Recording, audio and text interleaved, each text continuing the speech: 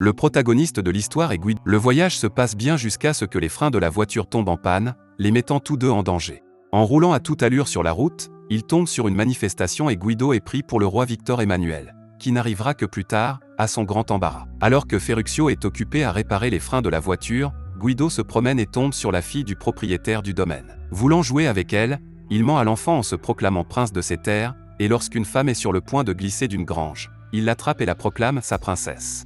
Dora le remercie, alors que Guido est clairement amoureux d'elle. La femme lui donne quelques œufs avant de dire au revoir au drôle d'homme. Arrivés à destination, ils sont hébergés par l'oncle de Guido, Eliseo, lui-même juif, qui leur offre un endroit où dormir. Le lendemain, ils se rendent en ville, car Guido a un rêve dans son tiroir, ouvrir sa propre librairie. Lorsqu'il se rend chez le notaire, il découvre qu'il faut des mois de paperasse et la signature du docteur Rodolfo, un bureaucrate fasciste et pompeux. Ce dernier refuse catégoriquement de signer car il est pressé, aux grandes dames de Guido. Pour aggraver la situation, Guido se penche contre la fenêtre et renverse un vase, qui tombe directement sur la tête de Rodolfo. Rodolfo, en colère, lui crie qu'il n'acceptera jamais sa candidature pour ouvrir une librairie. Il met son chapeau et écrase des œufs sur sa tête, en fait ce sont les œufs que Dora lui avait donnés hier, et que Guido avait mis sans le savoir dans le chapeau de l'homme pendant qu'il l'aidait. Rodolfo poursuit Guido dans toute la ville, qui s'échappe à vélo et finit par renverser Dora, qui travaille ici comme institutrice pour enfants. Guido poursuit sa fuite, mais non sans l'avoir appelée à nouveau sa princesse. Ce soir-là, Guido se rend au grand hôtel, tenu par son oncle Eliseo, car il cherche un emploi de serveur. Bien qu'il ne soit pas du tout préparé à faire ce travail, son oncle l'engage. Le lendemain, en ville, Guido aperçoit Dora qui se promène avec son ami, mais avant qu'il puisse l'approcher, Rodolfo arrête sa voiture et salue la femme. Après cela, Guido s'approche et demande à la femme de le rencontrer ce soir, mais la femme refuse avec un sourire, admettant qu'elle préfère le rencontrer aussi soudainement que les premières fois. Au restaurant, Guido se lie d'amitié avec le docteur Lessing, un médecin allemand qui aime autant les énigmes que lui. Un inspecteur scolaire arrive également de Rome, et en échangeant quelques mots avec lui, Guido apprend que demain matin, il doit se présenter à l'école primaire où enseigne Dora pour une inspection. Sans hésiter, et ne voulant pas manquer l'occasion d'impressionner Dora, Guido vole l'écharpe de l'inspecteur et se présente à l'école le lendemain, en prétendant qu'il vient d'arriver de Rome. Dora est visiblement étonnée par son apparition, et l'homme en profite pour lui demander ce qu'elle fait dimanche soir, découvrant qu'elle va au théâtre.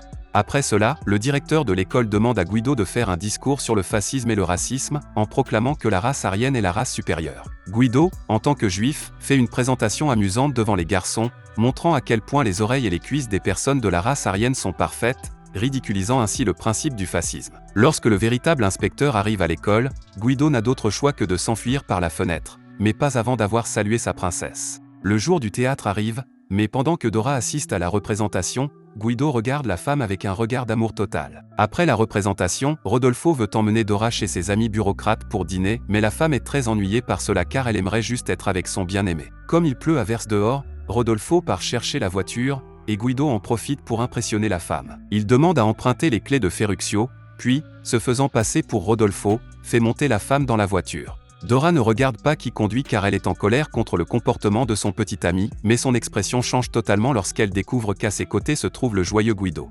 Les deux passent un bon moment ensemble, d'autant plus que Guido traite Dora comme si elle était une vraie princesse. Lorsqu'ils arrivent chez la femme, Guido lui avoue qu'il est amoureux d'elle et veut faire l'amour, mais la femme refuse évidemment puisqu'elle est fiancée à Rodolfo. Guido accepte le nom de la femme et s'en va en chantant, tandis que Dora est clairement attirée par lui. Dans le restaurant où Guido travaille, on célèbre une demande en mariage. Nous apprenons que les célébrants sont Rodolfo et Dora, qui, cependant, ne veut pas épouser l'homme car elle ne l'aime pas vraiment. Sa mère l'oblige à quitter la maison et à accepter la demande en mariage car la famille a besoin de l'argent de Rodolfo, un homme très riche et respecté en ville. Guido ne sait toujours pas que la femme va se marier, d'autant plus qu'il est distrait et rappelé dans la cour par son oncle. Le vieil homme lui montre leur cheval blanc, qui a été vandalisé par des inconnus qui l'ont peint en vert et ont écrit dessus « Attention, cheval juif ». L'oncle est très inquiet de ce geste, car la discrimination raciale devient un problème sérieux, mais l'homme n'en tient pas compte, car sa fierté ne peut être blessée par des personnes stupides. Il retourne au restaurant aussi joyeux que jamais, mais son expression change totalement lorsqu'il apprend que Rodolfo est sur le point de demander en mariage la femme qu'il aime. En fait, il trébuche plusieurs fois en servant les invités, mais lorsqu'il passe la main sous la table pour ramasser les bonbons tombés, il découvre que Dora est également là, et elle s'approche de lui et l'embrasse, lui rendant ses sentiments. Décidant de se battre pour son amour, Guido prend le cheval et fait irruption dans le hall. Il s'approche de Dora et lui demande de venir avec lui si elle l'aime vraiment. La femme regarde Rodolfo avec dédain, après quoi elle saute sur le cheval. Guido et Dora font l'amour ce soir-là, et de leur mariage naît Giosuè.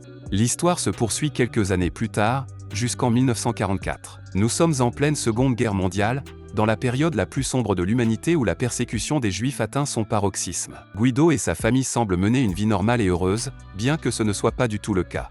En effet, le père tente d'empêcher son fils de comprendre qu'ils sont considérés comme la race inférieure par les habitants de la ville, qui interdisent aux Juifs d'entrer dans les locaux, les mettant au même niveau que les chiens.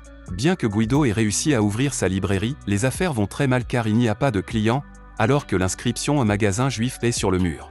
Des hommes en uniforme se présentent au magasin pour emmener Guido à la préfecture et lui poser quelques questions. Guido s'éloigne en jouant pour que son fils ne se rende pas compte que la situation est très tendue. L'anniversaire de Giosuè arrive le lendemain, et tout le monde se prépare pour la fête. Dora se dispute avec l'enfant parce que celui-ci ne veut pas prendre de douche, et il se cache d'elle pour ne pas être lavé de force. Le père a plus d'appréhension avec son fils et le fait se cacher dans une table de nuit pour surprendre la mère. Plus tard, la mère part chercher la grand-mère, mais à leur retour, ils découvrent une terrible vérité. La maison est sens dessus dessous et Guido et son fils ont disparu.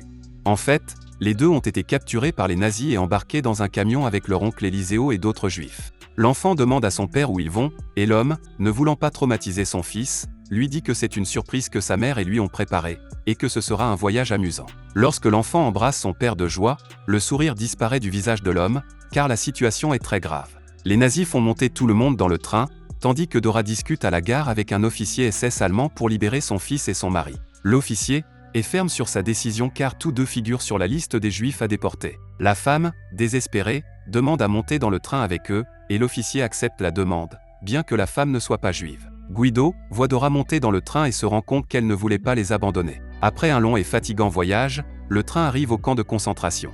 Guido cherche sa femme, mais il est refoulé par les nazis, qui séparent les femmes des hommes. L'enfant ne comprend pas ce qui se passe et avoue qu'il n'a pas aimé le train, mais Guido, afin de protéger son fils des horreurs de la réalité, invente une histoire disant qu'il s'agit d'un parc d'attractions où des jeux de compétition sont organisés, et que les gagnants recevront un beau prix. Un Allemand s'approche et emmène l'oncle Eliseo avec d'autres anciens. L'enfant demande où il l'emmène, et Guido ment en disant que son oncle devra jouer dans une autre équipe. En réalité, Eliseo est trop vieux pour travailler, il est donc immédiatement envoyé à la chambre à gaz avec d'autres personnes malades ou âgées. Une femme SS passe à côté de lui et trébuche, et lui, en gentleman, l'aide à se relever, ne recevant en retour qu'un regard de haine et de mépris. Guido et Giosuè arrivent dans leur salle commune, le spectacle est effrayant, des dizaines de juifs fatigués et en haillons sont allongés sur les lits communs.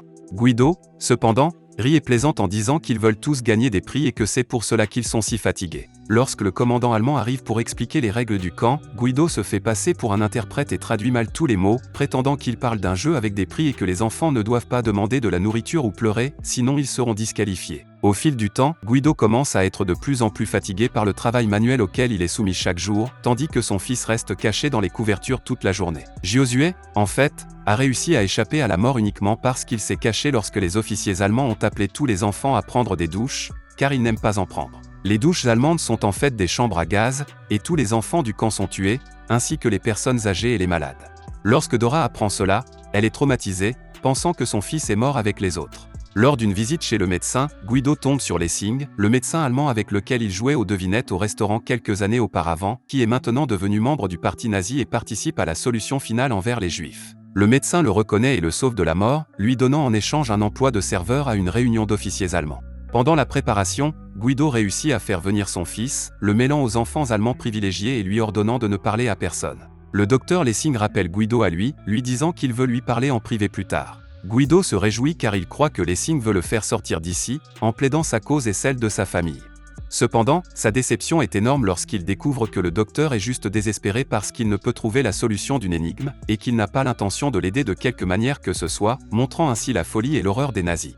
Après le dîner, Guido fait sortir son fils en cachette pour le ramener en sécurité, mais en errant dans le camp, il tombe sur une montagne de cadavres destinés au crématorium et est choqué. L'année 1945 arrive. Au milieu de la nuit, les soldats allemands commencent à quitter le camp dans le chaos, tout en essayant de tuer autant de juifs que possible. Guido se rend compte qu'il doit faire quelque chose pour sauver son fils, il leur dit donc que la fin du jeu est arrivée. Ils doivent jouer à cache-cache, et celui qui gagnera recevra comme prix un vrai char d'assaut, dont Giosuè avait le modèle à la maison. L'homme cache Giosuè dans une cabane, puis se déguise en femme pour partir à la recherche de Dora. Malheureusement, au cours de sa recherche, il est découvert par les SS. Il est alors conduit à la mort par un soldat nazi, mais salue d'abord son fils d'un clin d'œil, après quoi il est abattu.